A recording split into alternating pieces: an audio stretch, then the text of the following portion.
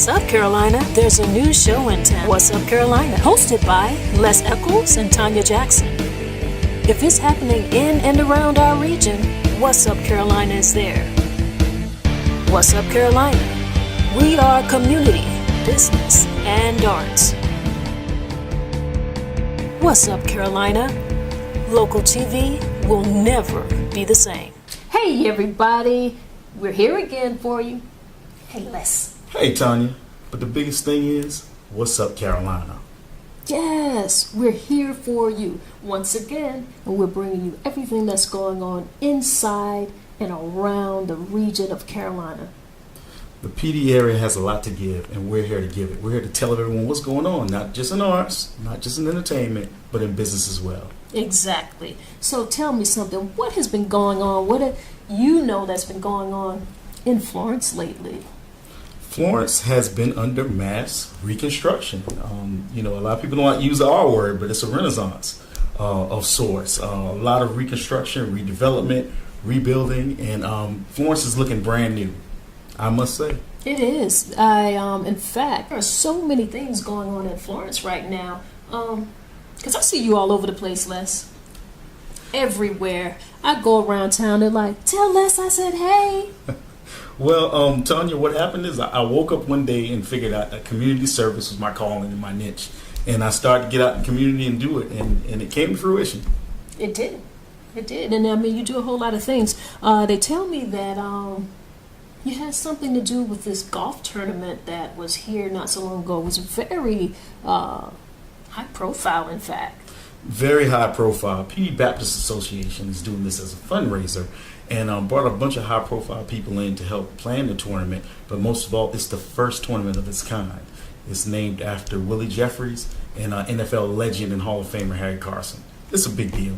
It's a really big deal. And I got an opportunity to go out there. I got to talk to Harry Carson as well as, and I'm not really into football, which we already established that, but Willie Jeffries, and I just got a lot of history, and I had an opportunity to see these guys fellowship and do it for a good cause. Well, two things resonate with me on that. I'm a Giants fan, so Harry Carson resonates automatically, and I also went to an HBCU. So Coach Jeffries, he's a legend in HBCU world and in football world. So it's a pleasure to get to know those guys, get to meet and greet them. So I know you had a great time out at the tournament. I did. And you know what we're going to do? What? I'm going to let them see what I saw. Well, they really do need to see it. All right. Sit back, relax. I'm going to take you to the first annual Harry Carson and Willie Jeffries golf tournament. What's up, Carolina? I'm here with Mr. Al Bradley. I'm sure you all know who he is in the community. Tell everyone why we're out here today on a Saturday morning, and it's a beautiful Saturday morning, I might add. It is. Golfers everywhere. Tell everyone what's going on. Well, we're having the first annual Harry Carson, Willie Jeffries golf tournament. The tournament is to support the PD Baptist Association. They're trying to build a facility, and we're going to raise some money for them. That is really great. So it's a really nice thing when we can see, our community leaders and as well as some of our community businesses be a part of something like this. My name is Henry B. Peoples. I'm moderator of the PD Baptist Association and pastor of Zion Canaan Baptist Church in Timminsville. So the PD Baptist Association needs a place to have various activities, and we are raising monies so that we can build the building not only for the PD Baptist Association, but for the community at large. In what ways do you feel like this facility would actually serve the community? What are you looking to do in this building? Well, one of the things that we want to do is we want to train the youth. We want to have programs that will help individuals with health issues. Yeah, I'm Coach Willie Jeffries, 20 years at South Carolina State, 5 at Wichita State, 5 at Howard, and 2 at the University of Pittsburgh. Tell me about how many different people are you expecting out here today for this tournament? Well, we hope to have 15 foursomes or more for this golf tournament. 15 foursomes will be 60 golfers. And Harry Carson, who played for me at South Carolina State, he's an NFL Hall of Famer. I mean, out of the millions that played in professional football in the NFL. Only 230 are in this Hall of Fame. So Harry made it about 5 years ago. He played for me at South Carolina State. I was able to go into the National Football Hall of Fame at Notre Dame. So we are having it. We put our names on it, hoping that it would draw people. And it looks like now that we've had a good turnout. Yeah, my name is Bobby Bryant.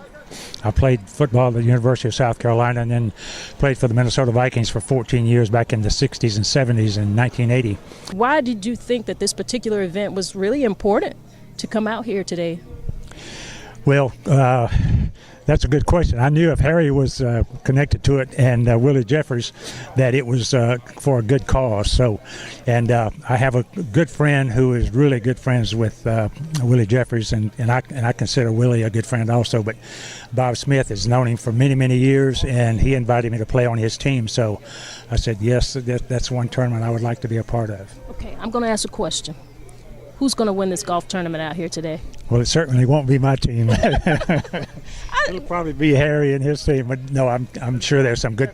I'm sure there's some good golfers out here. But it'll be a lot of fun. Good morning, South Carolina. I am standing here with the Hall of Famer. How lucky am I, Mr. Harry Carson, who actually is from South Carolina. Yeah. Only a couple of miles from where we are right now, the Country Club of South Carolina. Okay, I tell you what, why don't you tell everyone out here, why are we at the Country Club of South Carolina today? Well, we're here to support the PD Baptist Association in their endeavor to make a difference in the lives of other people. I sort of volunteered or was drafted to be here by my surrogate father, Coach Jeffries, be a part of this. And if there's some way that we can be here playing golf, playing a game, to raise money, it's good to be here. It really is nice out here. You know, you've drawn quite a crowd. You know, I see people continuing to come in. So I think they did a great job in doing that. Yeah. Being from South Carolina, you know, a lot of young people may not think that they have ways out. If you just had like a message that you would give a young person, and it doesn't have to be sports related. You know, it's interesting. I always look at my heritage and the people who sat me on their knee when they were older and I was a kid. And, you know, at first I really didn't get it. And they would say, you know, make sure you get your education. And so I made sure that I got my education. I went, you know, graduated from high school, graduated from college. You know, there were times when things were hard and I wanted to quit, but I didn't. I kept going. But the other thing is, in life, you have to give the best that you have if you're going to be anything. In whatever you do your best, give your all. And that's what I did as an athlete, you know, playing ball here in Florence and then going on to South Carolina State. I didn't compare myself to anybody else. I just tried to do the best that I could do. And in doing so, you know, I wound up in the Pro Football Hall of Fame. I'm in about 14 other halls of fame, but that's from a football standpoint. But I tell you what, I don't want to interrupt you, but I mean, that took a lot of work. I mean, you're saying you ended up in the Hall of Fame. Yeah. He didn't end up there. Yeah. It took a lot of work, you know, a lot of commitment. And I think that's a message that young people need to get as well. Yeah, well, you know, they should strive to be in the Hall of Fame of whatever they're doing. You have to work. You know, things will come out in their favor if they don't give up and keep hanging in there. Exactly. I tell you what, you do a whole lot for this community, and it is wonderful to see you out here today. I definitely appreciate you myself as well. Hi, I'm Harry Carson. What's up, Carolina? So see how much fun I had? Awesome time. Where were you, Les? I couldn't make it that day. I'm not making excuses. Couldn't make it that day, but did speak to them and give them my regards, and I couldn't make it out to the tournament. I'm gonna tell you something. I don't even see how you do as many things as you do anyway. Every time I go on Facebook, every time any social media, there's Les. He's at an event. Do you have a twin or clone? Well, my brother does look a lot like me, but I try to make as many rounds as I can that relate to my job and relate to building the community and making it a better place. Well, I tell you what, Carolina, we're going to talk a little bit more about what's going on in Florence because people know, they see what's going on. You see the building, you see the revitalization, but how many of you are taking the opportunity to come out to some of the businesses, or do you know what's going on inside of those businesses? Well, the bottom line is you don't get to know unless you come out and visit. A lot of people say, oh, I don't feel like I'm a part of the building. I don't feel I'm a part of revitalization. You have to make yourself a part of it. You got to get out and get, just like I get out in the community and do things, you got to get out here. Certainly you do. I'm Les Echols, and this is your Chamber Minute. People often ask, what do chambers do during the summer? And my response is, we continue to work. We had an after hours recently with Rowdex at the Hilton Garden Inn. We had over 100 people out there. Our after hours are premier networking events, our premier social events. If your business wants to host an after hours, give us a call. We also have our Emerging Leaders Summer Institute, which is a 5-session leadership program developed for small business owners, minority professionals, innovative professionals who may not have time to do our full-blown 9-month leadership program. And so they can do a 5-week program or 5-session program in the summer. Another thing we had go on this summer is our 3rd annual Business Expo, which was held at Reflection Images by Tracy Rowell. It's a downtown location. And we had a number of people there, a number of vendors come out and display their businesses, spotlight their businesses, if you will. And so we asked that if you would like to either host a business after hours, learn about our future emerging leaders programs or our future expos that we have coming up, give us a call. We're at 843-665-0515 or visit our website, flowchamber.com. This has been your Chamber Minute.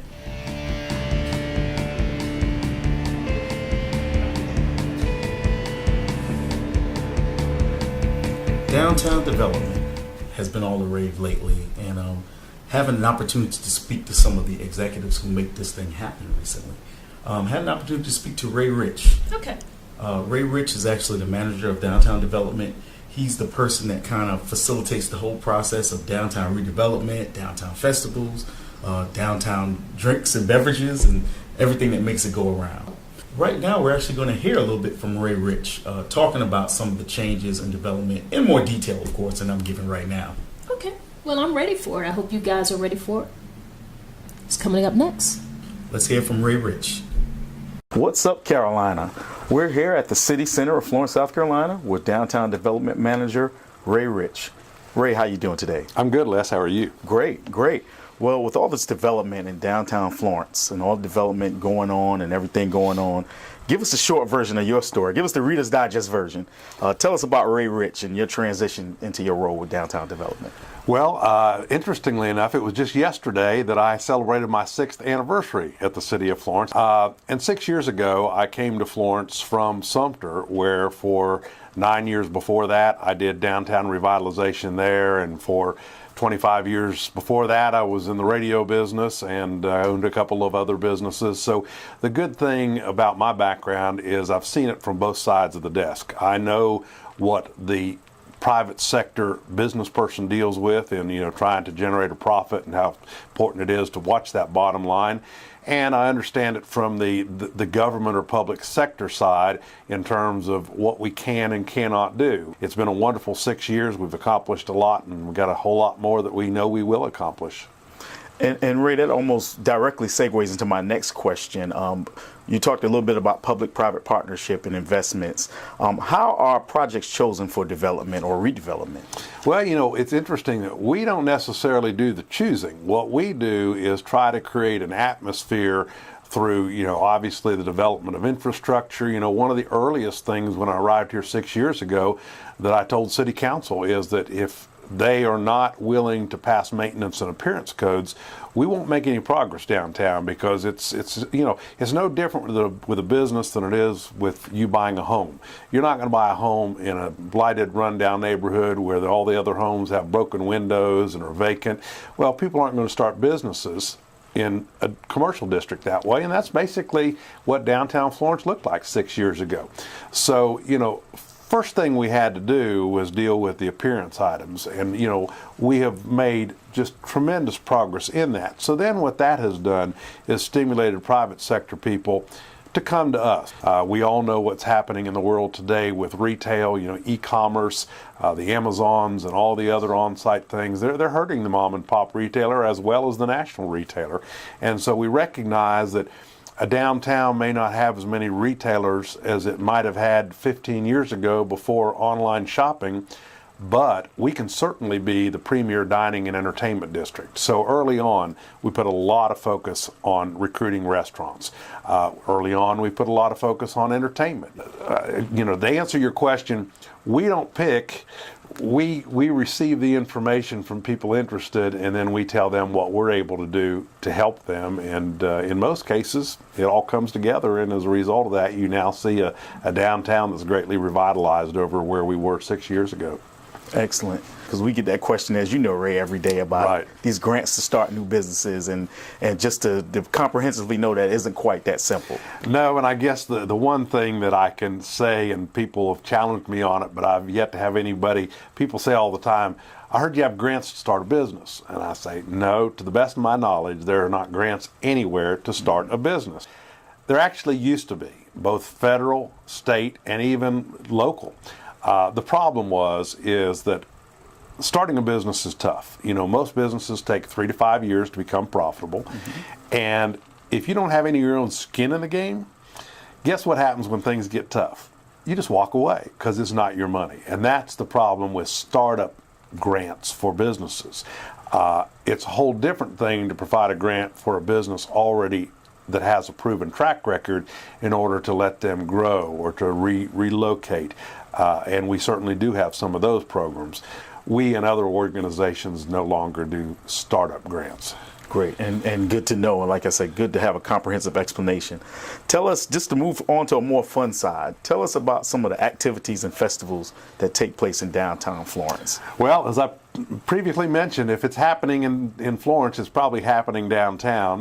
The event that probably is best known is Florence After 5, and it's always the final Friday of the month, April through October. With that event, we draw anywhere from 1,000 to 1,500 people, and what's so great about it is it's a real melting pot of our community. It's rich and poor, it's black and white, it's just a real diverse event. And people come down not just to hear the great bands and enjoy the food and so on and so forth, but they see their friends. And I've had so many people say to me, gosh, what I love about Florence After 5 is I see people I haven't seen in years. And so that's kind of our staple event.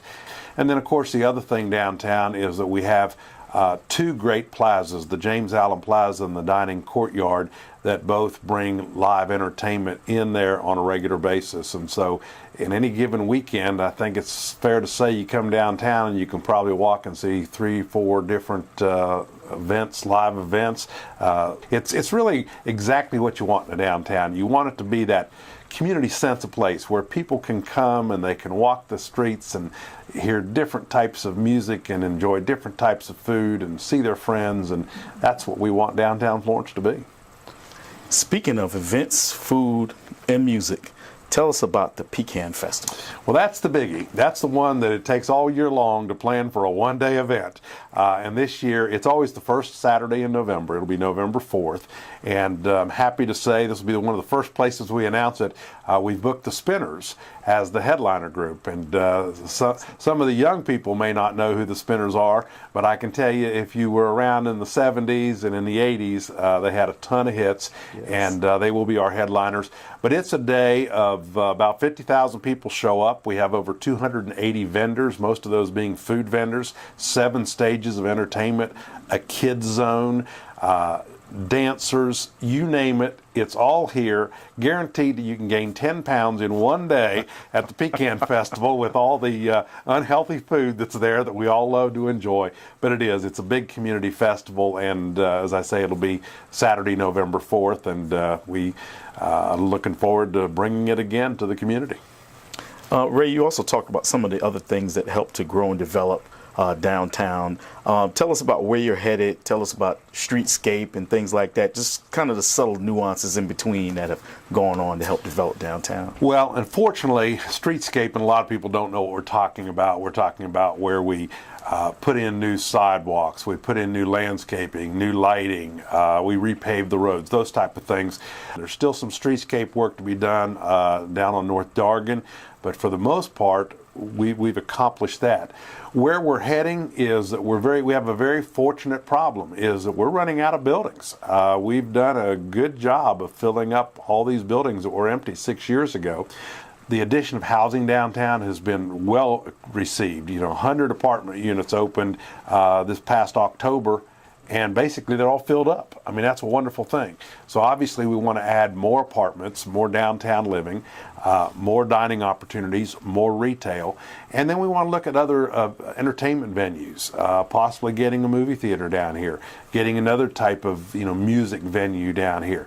So those are the things we're looking at. The next major thing people will see is the new Hyatt Place Hotel. It'll be breaking ground here in the next couple of weeks, and you'll see it being completed, the Judicial Center being completed this year, and then just more of these things continuing as we continue to make downtown a great place to live, learn, work, and play. Excellent, excellent. And before we wrap up, Ray, we always get the question, I'm sure you get it too.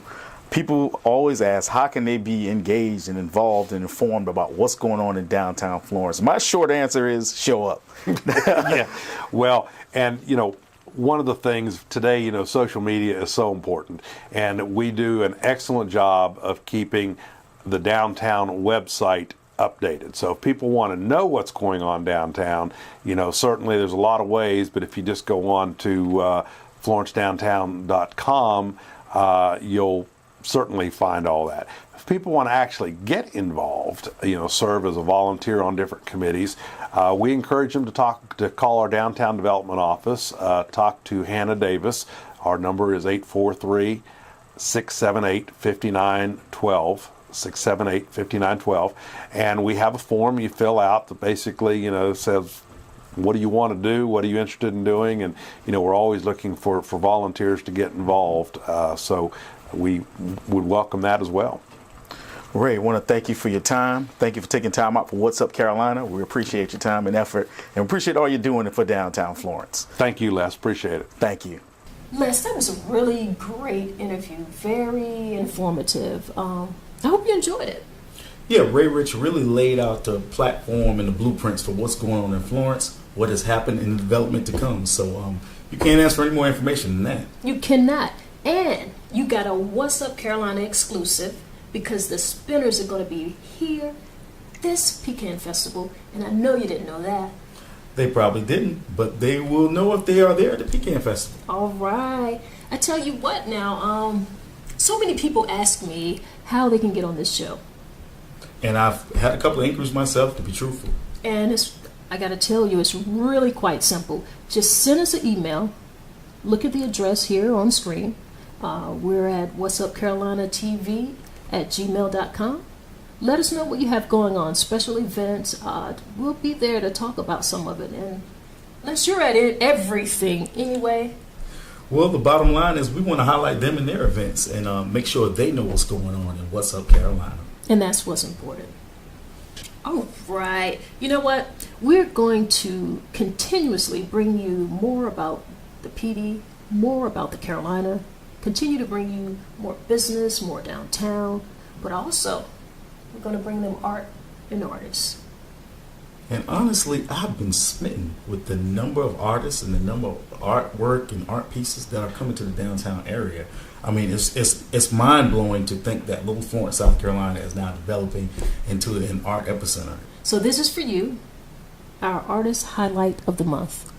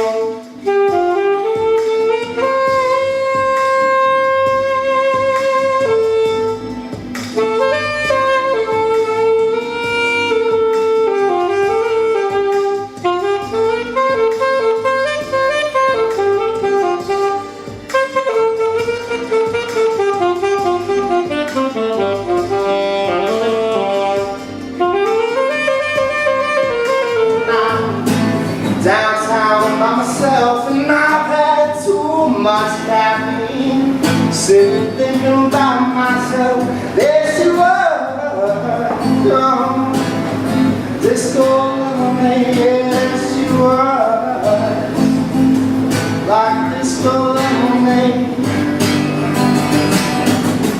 I smell sex and candy, yeah.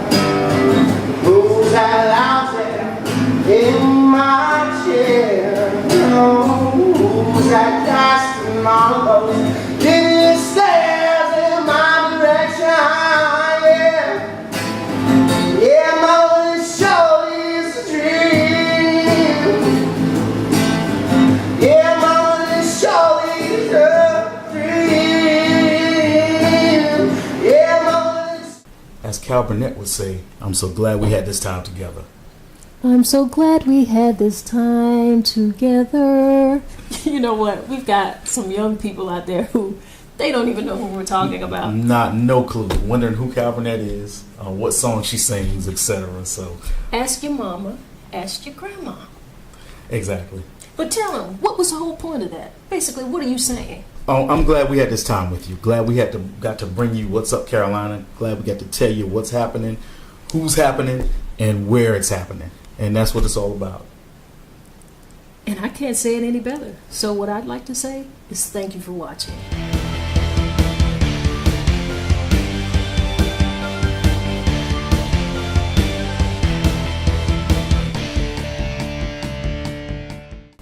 Florence, Myrtle Beach, Columbia, Sumter, and surrounding areas. What's Up Carolina?